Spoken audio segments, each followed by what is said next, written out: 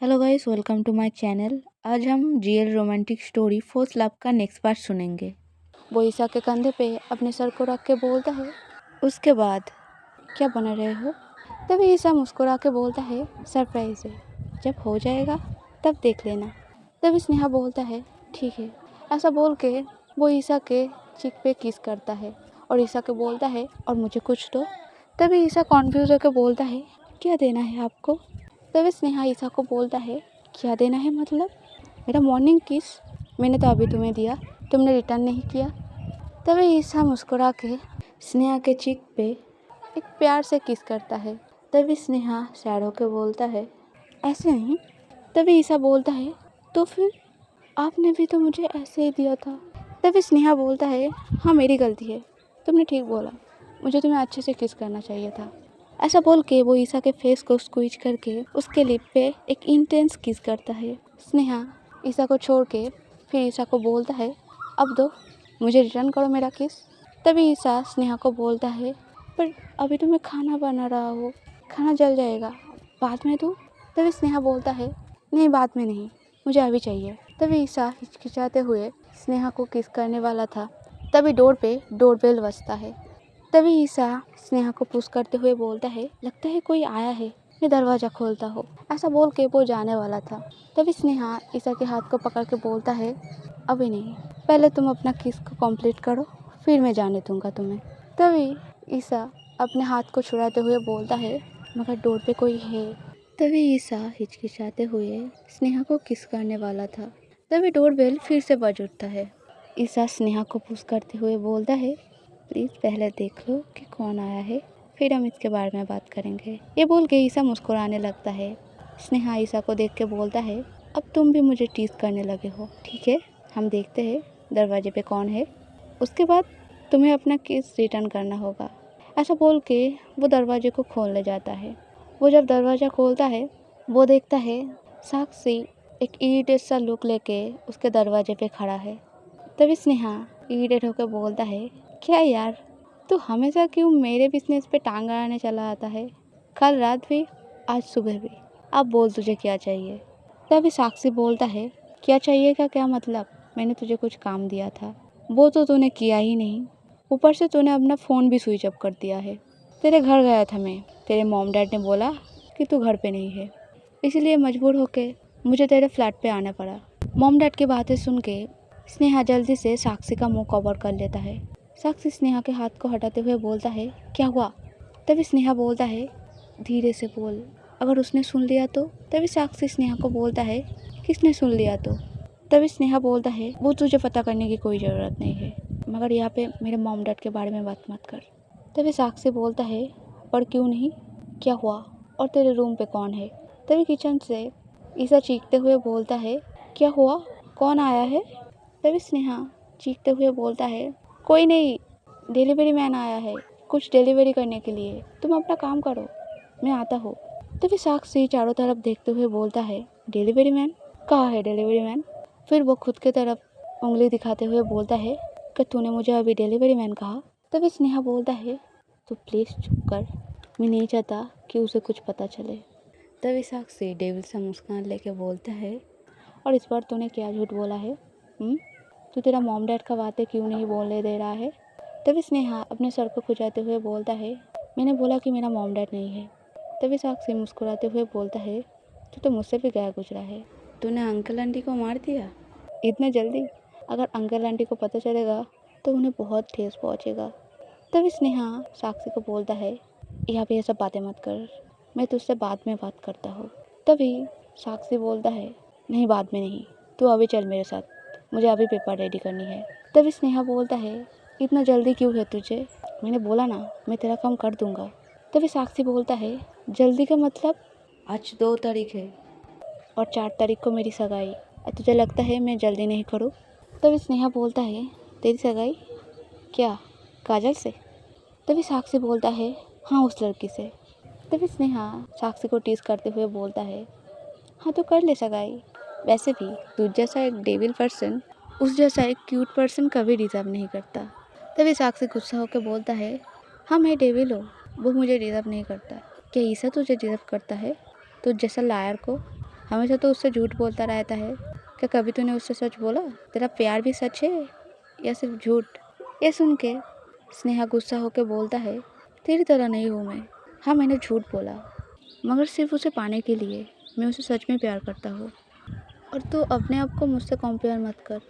मैं उसके साथ 1 साल से रिलेशनशिप पे हूँ और मैं उसका केयर करता हूँ, उसे चेरिश करता हूँ। और तूने क्या किया?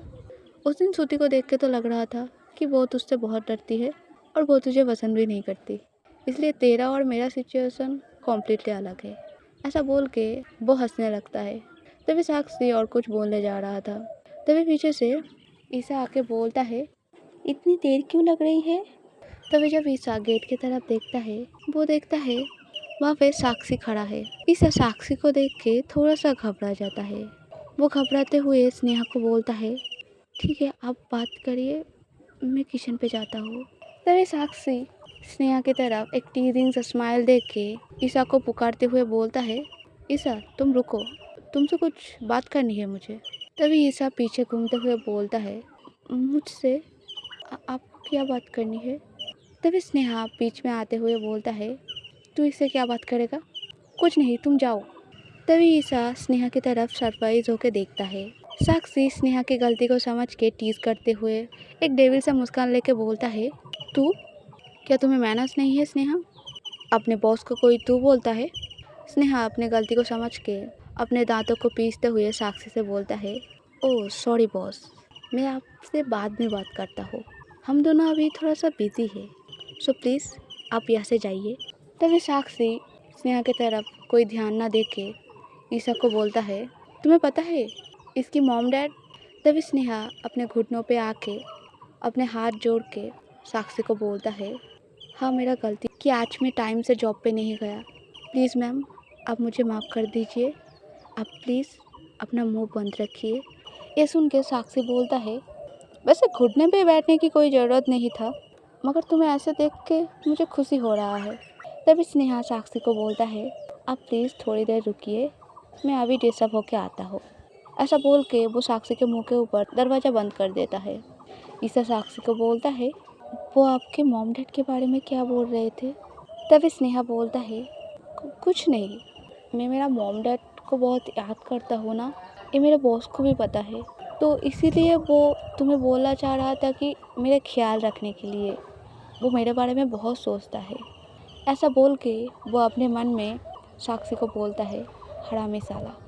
तभी ईसा स्नेहा को बोलता है, वो तो ठीक है, मगर आपने मुझे झूठ क्यों बोला? तभी स्नेहा घबरा के बोलता है, झूठ? मैंने क्या झूठ बोला? तभी ईसा स्नेहा को बोलता है, आपने झूठ नहीं बोला, आपने बोला था आपकी बॉस बीमार है और आपकी काम की छुट्टी है आज। तभी स्नेहा मन में सोचता है, ओह इन्हें कुछ पता नहीं चला। तभी स्नेहा बोलता है, हाँ सॉरी, मुझसे गलती हो गई, मैं बस तुम्हारे साथ टाइम स्पेंड करना चाहता हूँ, इसीलिए मैंने झूठ बोल दिया था, मगर मुझे अब काम पे जाना होगा। तभी ईसा मुस्कुरा के बोलता है, ठीक है आप जाइए, जल्दी से वापस आ जाइएगा, मैं आपकी इंतज़ार करूँगी। ये सुन के स्नेहा ईसा को एकदम से हक करके बोलता है, मगर मेरा मन नहीं है काम पे जाने की, मैं आज काम पे नहीं जाना चाहती। तभी ईसा बोलता है, मगर आपकी बॉस दरवाजे के बाहर आपके लिए वेट कर रही है, प्लीज़ आप रेडी होकर काम पे जाइए। ये सुन के स्नेहा बोलता है, हाँ ठीक है मैं रेडी हो जाता हूँ। ऐसा बोल के वो रेडी होके जाने वाला था। तभी ईसा बोलता है, मगर आपका ब्रेकफास्ट आपने तो किया नहीं। तभी स्नेहा बोलता है, कोई बात नहीं, तुम अपना ब्रेकफास्ट कर लेना, मैं बाहर से कुछ खा लूँगा।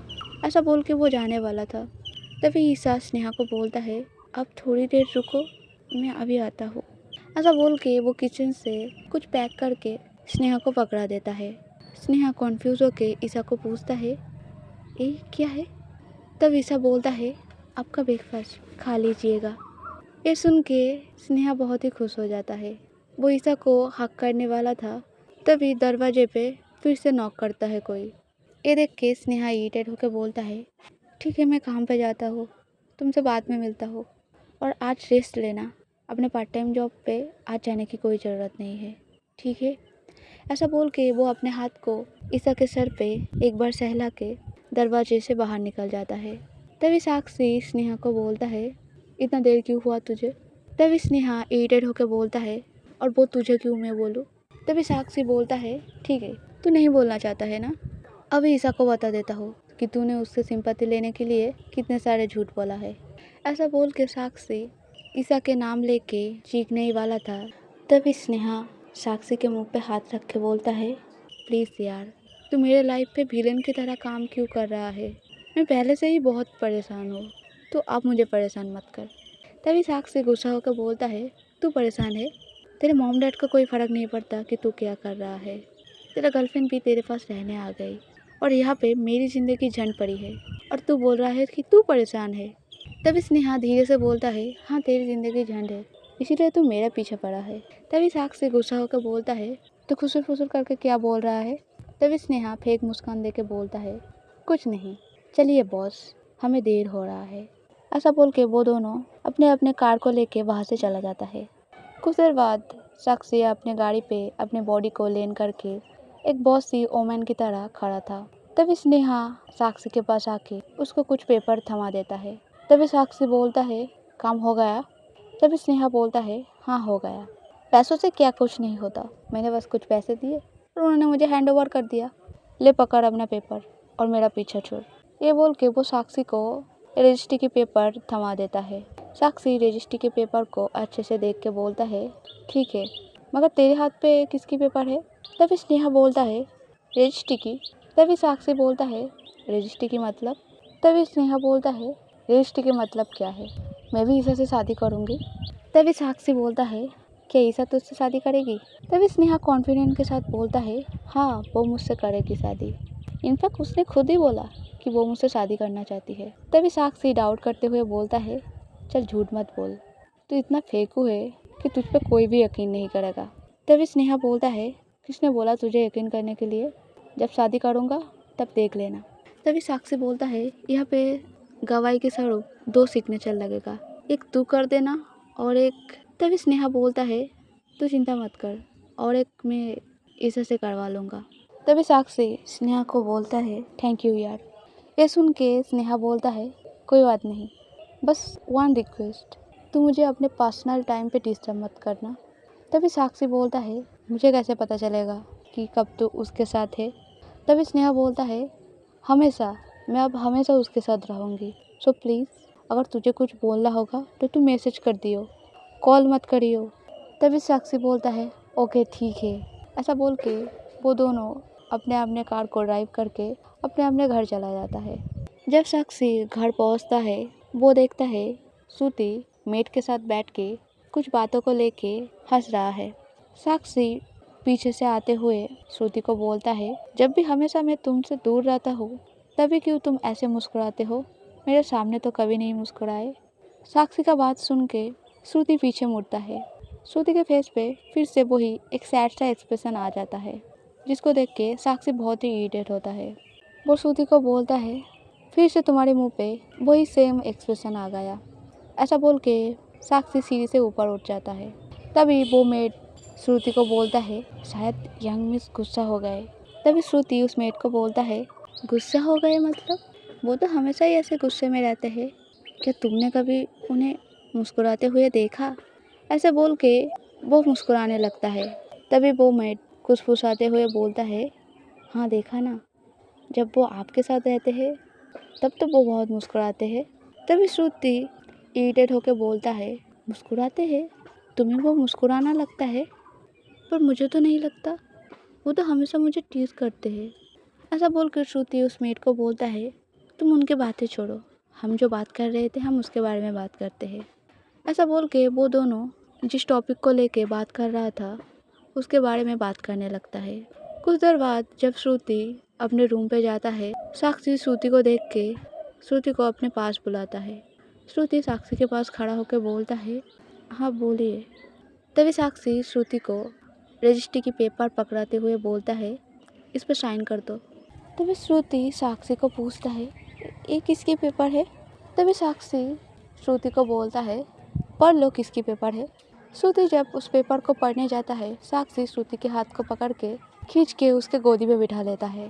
तभी श्रुति साक्षी को बोलता है, अब ये क्या कर रहे हो?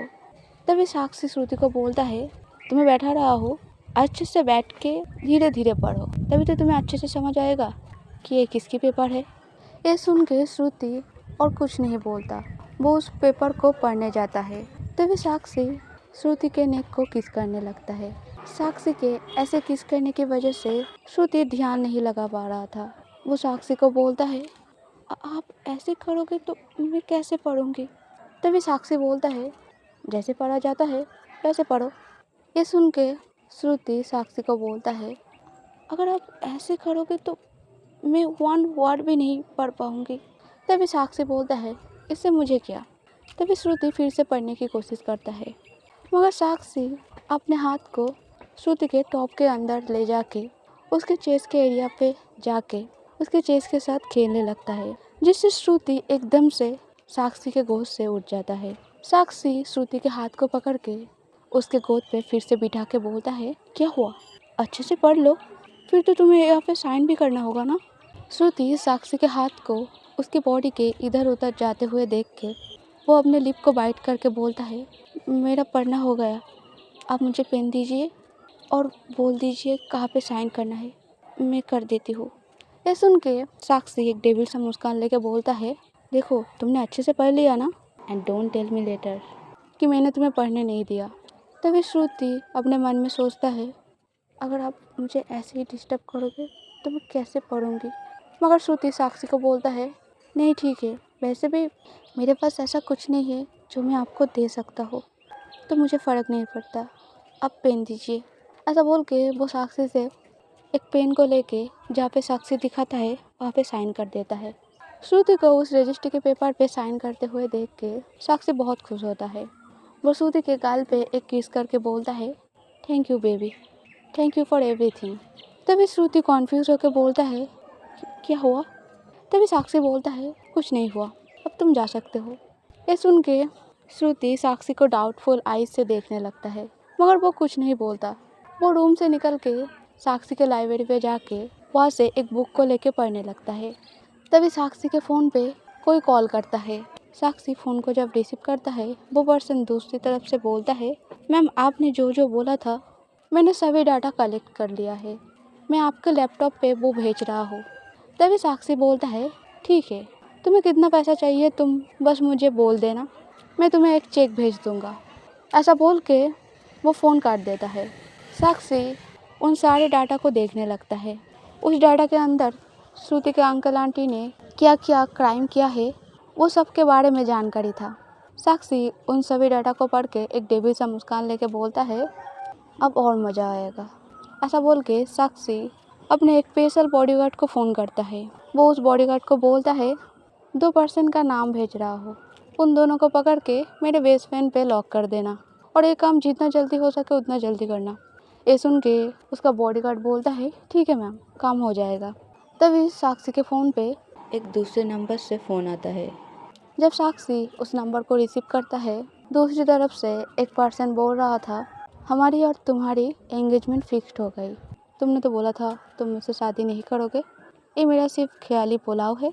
तभी साक्षी मुस्कुरा के बोलता है, नहीं बेबी, किसने बोला कि मैं शादी नहीं करूँगा, मैं शादी तो करूँगा।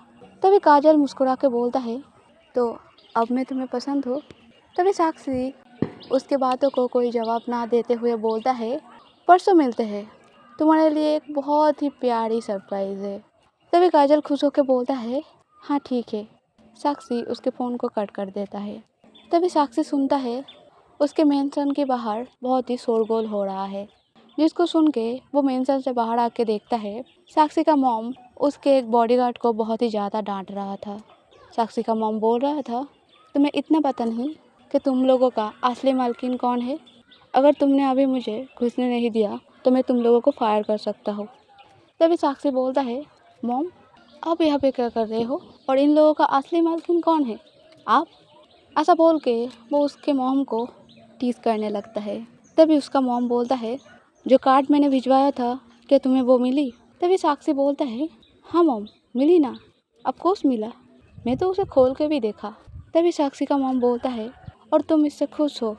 तभी साक्षी बोलता है, हाँ बहुत खुश हो। तभी साक्षी का मॉम बोलता है, परसों तुम्हारी सगाई है, सो प्लीज़ कुछ सीन क्रिएट मत करना जिससे मैं और तुम्हारे पापा सबके सामने शर्मिंदा हो। तभी साक्षी अपने सर को ना में हिलाते हुए बोलता है, नहीं मॉम, मैं कोई सीन क्रिएट नहीं करूँगा। मैं कैसे सीन क्रिएट कर सकता हूँ? कल मेरी सगाई है, अब चिंता मत कीजिए, मैं कल टाइम पे पहुँच जाऊँगा। ये सुन के साक्षी का मॉम कुछ डाउट करता है और वो साक्षी को बोलता है, ठीक है, मैं जा रहा हूँ और कल तुम टाइम पे पहुँच जाना।